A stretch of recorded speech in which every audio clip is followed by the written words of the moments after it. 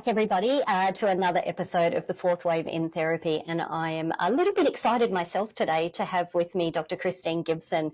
Now, Christine's, I'm a bit of a fangirl in this moment because Christine's book came across my desk probably nearly a year ago now, and all details, of course, are below in the show notes.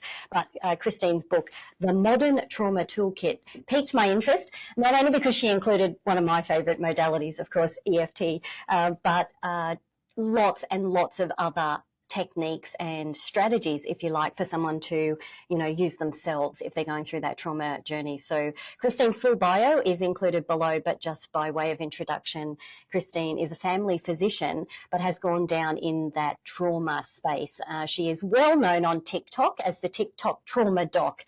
That link is below as well. But I do believe you might be transitioning over to YouTube. Heard that somewhere along the line. Christine, welcome to the podcast. Oh, it's so amazing to be here. I've been a fan of yours for a long time, too. Oh, how exciting that we, it's lovely when we get to kind of swap these stories even off air, but, people that we admire out there doing the good work, if you like, in these spaces and then being able to connect and share, I think just, it's seamless that we have all this internet and technology available to us. So thank you for sharing some wisdom today.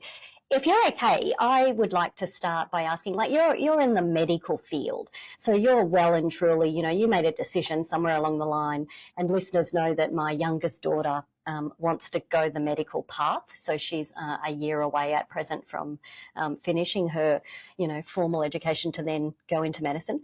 So you made that decision, but somewhere along the line, it sounds like, and it could have been through patient stories or consultations, you made the decision to kind of go down this trauma path, and not a traditional, conventional one, I would say. How did that come about for you? Well, there's the personal story and there's the, kind of more professional story. I'll start with that one. I have been running a global nonprofit for about 12 years now. And so I was doing some academic consulting in Nepal in 2015 when the earthquakes hit. So as you would have read in the book, I did experience some post-traumatic symptoms, and I was just so curious about it because I'd never experienced that before. And I met a psychiatrist in Singapore, and he said, no, you're having a normal response to an abnormal situation, which we all know what that means. But I got really curious, and the more that I started researching about trauma, the more that I recognized, because the other parallel thing I'd been doing was running a health equity residency. So I'd been running that from 2007, 8, I think, till about 2014. So I would have just finished being the program director for that residency. And in health equity spaces, so many people have gone through trauma, whether that's structural violence that's imposed on racialized communities or immigrants and refugees, people who are living with insecure housing and finances, and then lots of folks with developmental trauma, which can happen in any demographic. But the more that I studied it, the more that I was like, this is the root cause of everything I see, not just the psychological symptoms, but all the physical ones too. So I started thinking I needed a little bit of tools in my toolkit for trauma. And in about 2017, I started doing some research about the kinds of work that I could do as a primary care doctor. And the results that I got were so striking that I just thought, this is the most downstream that I can move in primary care, is to intervene at the point of trauma symptoms, and then so much else within primary care resolves itself. And that was kind of my professional journey. And I just want to pause there for a moment, because I think that's such a valuable statement, that so many of the symptoms that you might have been seeing in primary care had this at some root cause. How common is that known in the medical field? Not at all. I mean, I didn't. And I'm a lifelong learner. I have a master's. I just finished a doctorate this year. I love learning. I'd studied Ayurvedic counseling prior to that. There were so many things that I was interested in and learning, and this hadn't crossed my path yet. So the main study that really helped me understand the depth of it was the one on adverse childhood experiences that came out the same year I graduated medicine 24 years ago. And that should have changed all of medical training, in my opinion, because it demonstrated this exponential increase of all of the adverse childhood experiences. So things like abuse and neglect and situations that kids can go through. And they only selected 10 of them. There's so many more that can affect people. And then they showed this exponential increase of every single physical and mental and social health outcome that they investigated. That should have been a game changer. And that's what I noticed in practice. So that would be primary prevention, which is intervening in the kids. Secondary prevention is intervening in the adults who already have that trauma response in their body. And I have two kind of theories around this, although it's not super well studied. One is that when your body is stuck in fight and flight in that sympathetic nervous system, you actively shut down your immunity. So your immunity needs you to be spending some time in parasympathetic state. And some of us do that when we're sleeping, but if you're really stressed out, even during your sleep, you're still quite activated. So I think helping us retain that balance of parasympathetic tone and just being in a calm body sometimes, which is where EFT and these other psychosensory modalities are such a gift. And that's why I want to share it with like the world through social media and writing. The other thing that I think happens is people actually start to care about themselves again. So that self-compassion comes back. I had so many patients who didn't want to acknowledge that they had a body, or who had so much deep shame that they didn't want to care for their own bodies. And once you work on trauma, these things resolve itself. I had one particular patient in my family practice whose hemoglobin A1C, which is a marker of diabetes management, it dropped almost to normal after being twice as high as it should be. So her A1C went from 14 to 8 after just dealing with her trauma for the first time in 20 years. And these are the transformational things that I saw as a clinician that I thought, wow, I'm free in Canada in our healthcare system because I'm a doctor. I should be doing more of this. And oh my gosh, spread the word to everyone else. Absolutely. And I'm hoping the book goes a long way towards that, and social media, of course, as well. And again, those links are below because I want everyone to follow and share those videos that you've got available. Do you think, and I'm thinking as you're talking, this translational gap that truly does exist, it certainly exists in the psychological world where, modalities or processes or protocols that are tested in research kind of definitely take a couple of decades to cross over into mainstream. Do you think that's what's happened with the ACE study as well, that, what started off as just an exploration of obesity, I believe, back, and then, of course, uncovered, 10 different areas that absolutely weren't just correlational, but causal to some of these, long-term chronic health issues.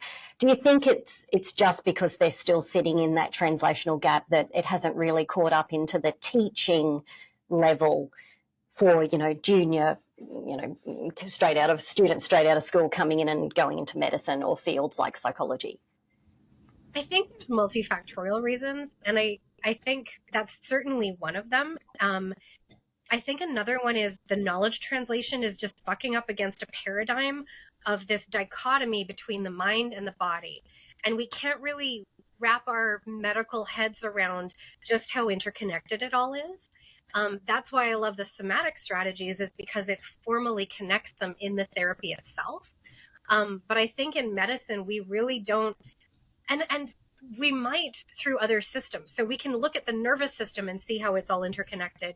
We can now look at the microbiome and notice how the microbiome is playing an effect on brain and neurotransmitters and all these other factors. But we haven't put it together in this causal linkage, saying these traumas that we experience, and not just during childhood, but people who have experienced ableism at the hand of the medical system. That is such a huge problem, especially with long COVID really increasing exponentially in the community. There's so much medical gaslighting and harm that comes from people having undifferentiated symptoms or being in a female body in the system. And all of these racism, sexism, ageism, classism, all of these things that I address in the book is causing trauma. They play out in adults and communities. And we also have these collective traumas. I mentioned the pandemic, but the climate emergency, which has certainly hit Australia really hard. These collective traumas are in our tissues too. And I think the easiest thing that happens in modern times is we dissociate. We just pretend it's not happening. And for us to actually feel safe and stay in that window of tolerance where we can handle reality is the only chance we have of solving complex problems. So to me, this is the most important thing we could be doing at this moment. And you've touched on so many important things there. I think one, acknowledging that, the unconscious biases that perhaps people carry that they're certainly not aware of, but the interactions at that front line in medical situations when that might be the first, if you like, trauma that someone has. And COVID's a really good example of that with, maybe everyone was kind of functioning quite well, but then COVID itself resulted in long COVID. But then the interactions within a medical situation or environment and encountering unconscious bias, whether that's about gender or race or, something else, I think is so important, because I myself supervise a bunch of doctoral students that are investigating these kind of things, whether it's to do with, one of them has a passion and she's exploring, like endometriosis in young girls and how long that takes for diagnosis, purely because of the interactions there that are occurring or judgments that are made, that kind of thing. But that stuff constitutes a trauma eventually if someone, because she's looking at two groups. One is women in their 50s that were probably misdiagnosed or undiagnosed, but then she's also looking at young teens that have already been diagnosed to kind of look at quality of life. And, that could be extended into other kind of areas. And you just think that in itself creates such a traumatic response, doesn't it, for people, that then they develop some sort of, fear or judgment themselves about medical professionals and whether they can be helped.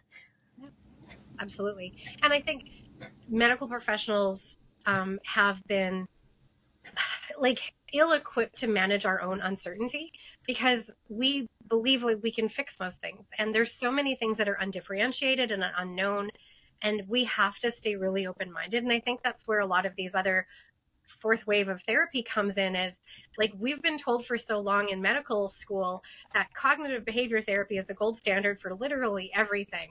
And it wasn't until I started studying trauma and recognizing that your prefrontal cortex that does the cognitive stuff isn't even online after trauma. And it's not something that's accessible to you. So I have so many patients who'll say they're in a brain fog, they have no memory and concentration. I'm like, of course you don't. Your amygdalas, like the smoke detectors in your brain, are taking up all of your energy, and they're not even letting you connect to your thinking brain. How would CBT work?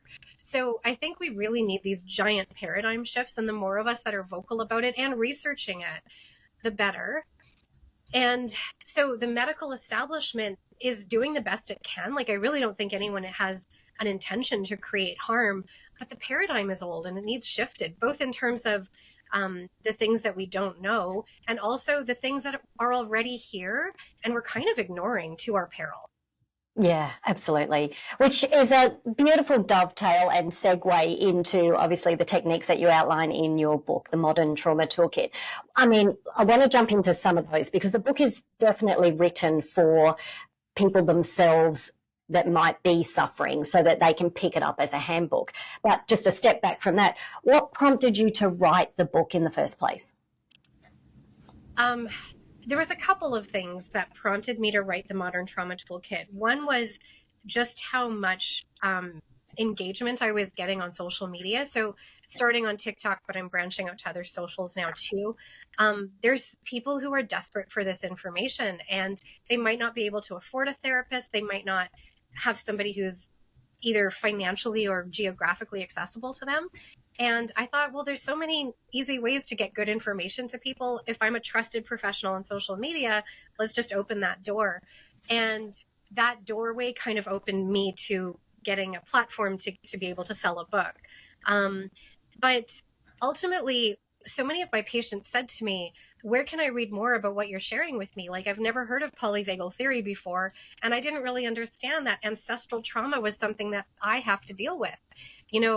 We know that our First Nations communities, and I think they call Aboriginal in Australia, they've been so harmed by this ongoing genocide and structural violence against the communities, and they don't even understand how that is passed on generation through generation. So these are the kinds of concepts that I think everybody should know, and we should have been taught in school, both how is trauma happening to people, but also the solutions. And I really wanted my book to be solution focused. So not just what it is that's happened to you, but what can you do about it? And my other really strong intention was to try to make the book as safe as I could psychologically, because a lot of the existing books are very academically oriented. They use big words, lots of jargon.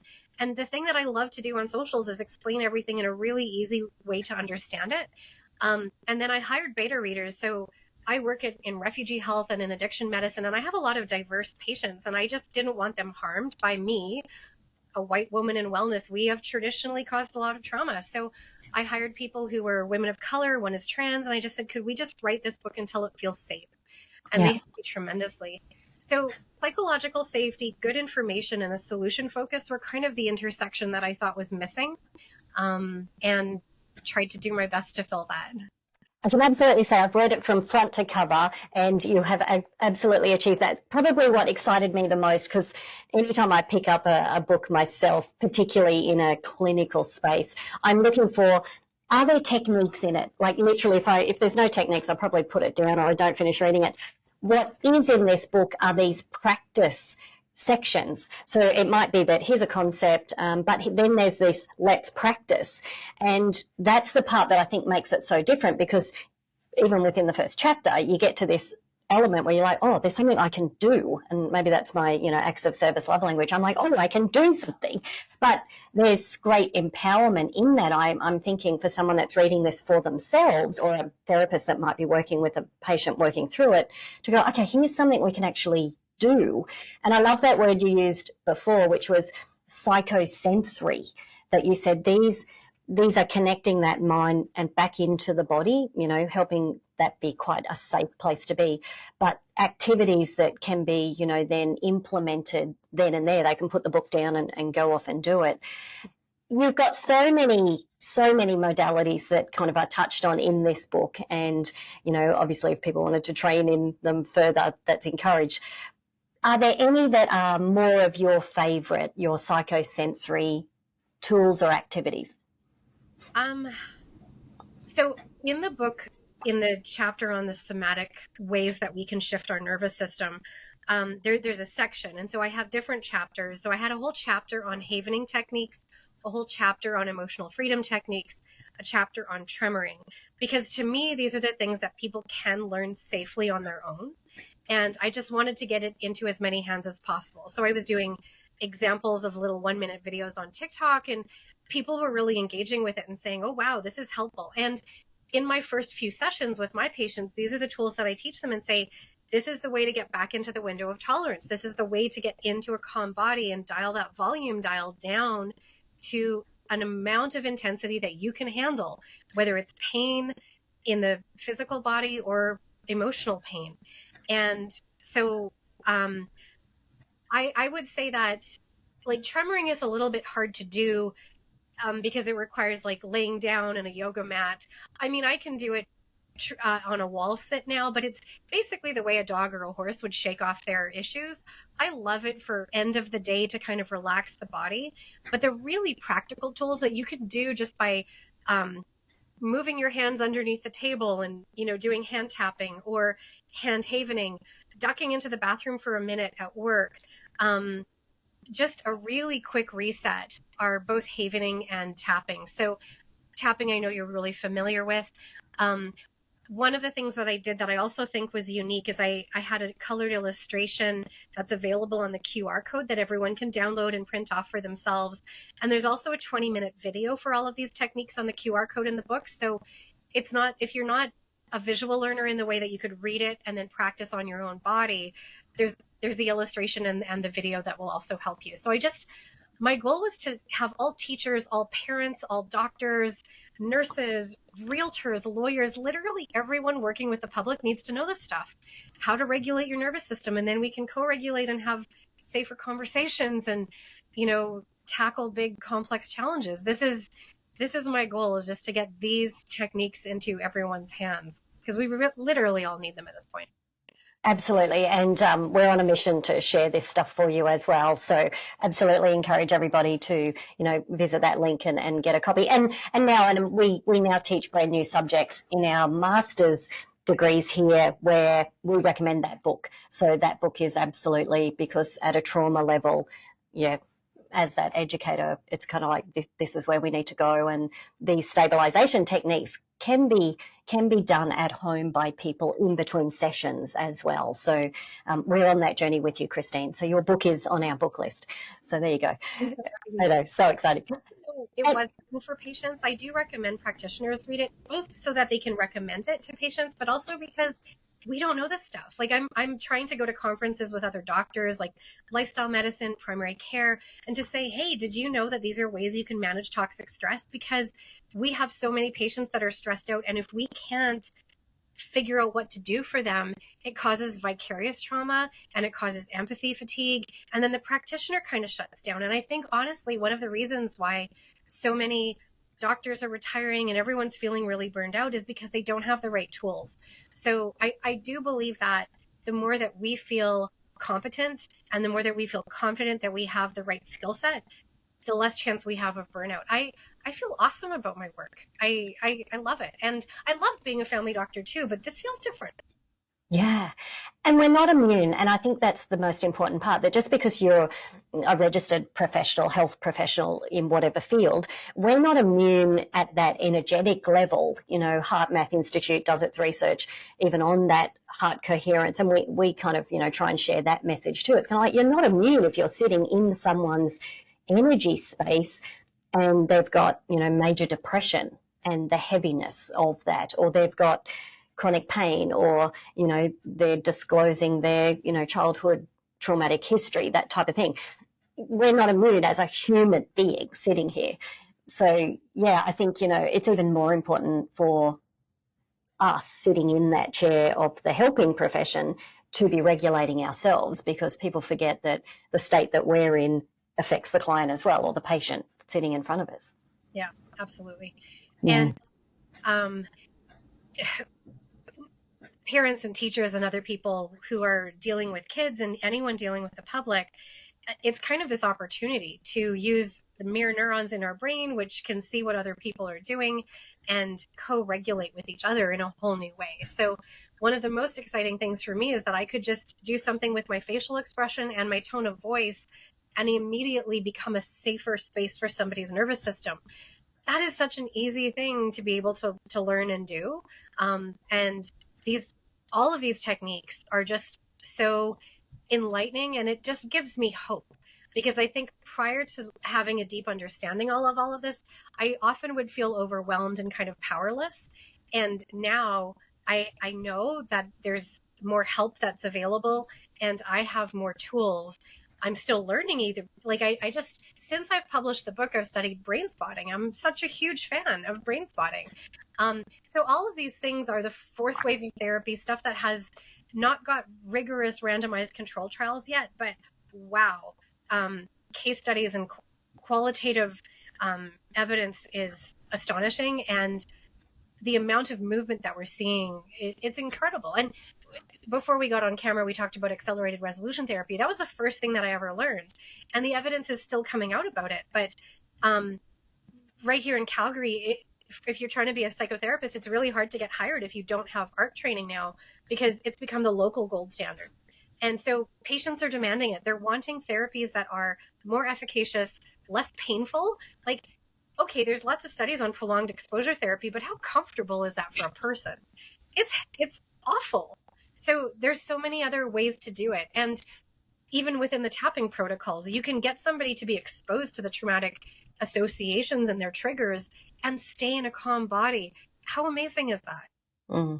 Yeah, and look, there's a reason why there's high dropout rates in some of our gold standard therapies, because they're really uncomfortable. I think, that really is hitting the nail on the head there, that it's uncomfortable to stay there and relive some of that without any strategy to give the body a different experience, which I think that's, to me, and I'm really curious about your opinion, to me, what's common amongst some of these fourth wave therapies when they're being used to process trauma, and some incredibly intense trauma, is that at the same time that perhaps, processing is being done, the body is being given an experience that's the opposite. So whether we call that calm or neutral or whatever it might be, at the same time processing's done, whether it's, through eye movements or through tapping or through touch or tremoring or something else, the body is given a different experience, and that is very hard for the brain to kind of hold. And I always say to my patients, and calm wins. So if the body is calm when you're processing or thinking back or talking about what was back in the past, if the body's calm or staying in that window, it wins. That's what changes the memory. Is that your kind of take on it? That's fairly simplistic, but I'm not going to go into memory reconsolidation, but it's kind of like we've got two different things happening at the same time here. Kind of. I see it so we're talking about neuroplasticity, or how we rewire the brain that's been through a traumatic event. And one of the ways that I describe it to my patients is you're creating new pathways that are possible. So it's not to say that you could never feel danger again, because it's important to be able to notice when things are dangerous. But once your amygdalas have been primed in that way, they learn to either suppress all the danger signals and, you kind of land in this froze collapse response, or it amplifies them, and it amplifies the intensity, which can lead to a lot of chronic pain, emotional and physical.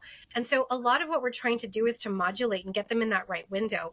And so much of it is mental flexibility. So the way I explain it is your brain is heightened to be looking out for threatening, dangerous events, both inside the body and in the external environment. And what you want to do is to give it the possibility that alternatives could happen. So I always say we're planting seeds of possibilities, but one of the techniques in the modern trauma toolkit is something called affirmations, which is a havening strategy. And we just use an affirmation with the word what if, and I think it's such a nice explanation for healing from trauma. What if you could imagine a future that is safe? What if different things could happen? What if you're actually safe right here, right now? And just even these new possibilities is how we rewire. So I think part of it is allowing more options to be available. And so much of these techniques very concretely do that. They actually give you the option of what did happen in the past and the emotional and physical response to it, and then just allow you to have a different experience. So here's another option. You could experience this in a neutral body. Let's try that and see how that memory is experienced now. And I mean, that's obviously preferred. And once you've rewritten with the neutral body, then you now have these new associations. And the amygdala is like, oh, yeah, I guess I don't really have to hold on to those associations anymore. It's okay. Right now, you're safe. And we're reminding the body that it doesn't have to be so hyper vigilant, because the danger, leaving the pain of the past in the past, is really, I think, the best explanation. So yeah, long-winded way to say I totally agree with you. So fabulous to have some other takes on that too, though, because it is about, what your client understands already, and meeting them where they're at in that explanation, or using tools, or, drawing. I'm big into teaching our students, let's draw it or make it with Play-Doh or whatever it is, so that they get it, they remember, rather than just always using the same kind of thing. So I think the more we hear how we can say those things, the better, which I think is fantastic. Christine, if you were to kind of, look into the future and do a bit of golden kind of ball gazing, what do you hope to see in your field, within the next decade? Well, I am noticing a lot more medical doctors who are paying close attention to trauma and mental health. So I think part of just opening up virtual care, we can do a lot of it virtually, so we can reach people who otherwise wouldn't have been able to find a practitioner. And there's just so much more that's available. So I am noticing a lot more interest. What I wish we did was trained all of the medical students and all of the nursing students and all of the psychology students, so everyone was trauma informed and had just a foundational layer of skills in managing this, because I think everyone expects that all of those practitioners are trauma informed, and they're simply not. I mean, I know I wasn't.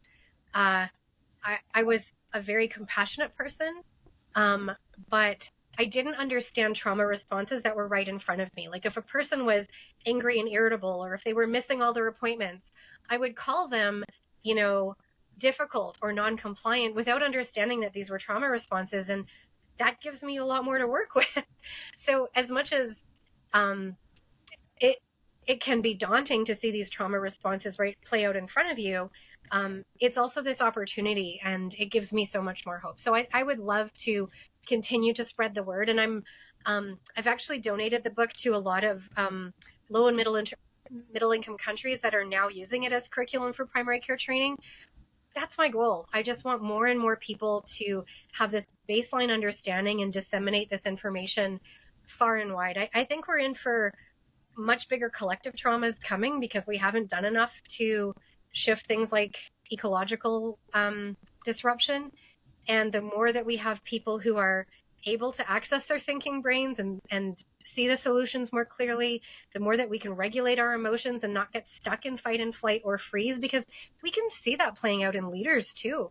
I mean, political leaders, I mean, you can watch an interview and just say, oh, wow, you're really stuck in sympathetic tone, aren't you? We could literally make a whole video of that. Yes, and I think, being aware of that and having that lens ourselves, but then ultimately, we do come back to, using the world as a mirror ourselves as well, so that if we can walk our own talk and kind of go, oh, wow, yeah, maybe I had a reaction to that, or I've been triggered by that I read online or saw or whatever, and going, what's going on for me there, and that ripple effect, that if we're regulating ourselves, which is one of the reasons I like tapping so much in session, is because you're doing it at the same time that you're teaching a client. So you're like literally can see 5 or 6 clients and feel fantastic because you're like, oh, I'm pretty regulated by the end of the day. Yeah, and lots of these modalities are like that. You're doing them at the same time as you're teaching it or using it with your client. So you're regulating all the time, which I think, that's where that ripple effect is going to occur at that much bigger community and worldwide level. Yeah. I totally agree. And it's one of the reasons I think why I've probably subconsciously made sure that I do havening and tapping in my early sessions is because during the course of the day, I'll have at least a couple of patients that I'm seeing where I'm doing these modalities and I'm helping my own nervous system recover from the other events that I'm not necessarily witnessing. I don't do as much narrative in my practice, although sometimes people do need to tell their story. I do a lot that is nonverbal processing. But it can still hurt to know of how much people have suffered. And I feel that doing these techniques for myself, I feel so much better. And people will say to me, like, I was at the refugee clinic yesterday and some of my friends have said, I don't know how you do it. Like, you're doing the hardest work in our clinic. And I think I'm really not. I feel great at the end of the day. And I can see the progress that people are making. So it's hopeful. It's self-healing. It's really interconnected because I can see the mind and body systems healing each other. To me, it's a new paradigm that both psychology and medicine desperately needed.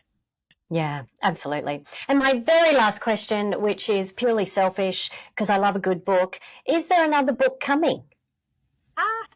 I can't promise, but I'm working with my agent to develop 2 pitches. The ones that I have in my mind right now are related to trauma and pain and also trauma and addiction. Because it's all really similar pathways and I don't think people have made those links yet. And a lot of the same modalities work.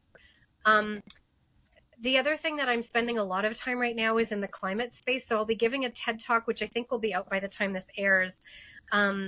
It's called How to Stay Safe When the World is on Fire. And I'll be linking the climate emergency to a collective dissociation with a solution focus. So I think that the more we talk about the system level challenges as well as what's happening in the individual body, the more we can put the lens of trauma on it and say, well, okay, now that I understand how the trauma has impacted and now I know what to do. So that's the conversation that I really want to start happening. So I'm hopeful that there will be more books. I've also written a book on fiction. Like, I started writing fiction, literary fiction actually, decades ago, which is why I was so ready to write this book because I'd been writing my whole life. So that might be something I jump back into. I don't really know because I just finished my doctorate and I have to kind of take a breath. The other thing I am doing is we created a company called Safer Spaces Training Programs, and we are working on safer communication strategies, so a more modern version of nonviolent communication. We do workshops on psychological safety at work, and also psychological first aid. So what do you do when somebody's having a panic attack?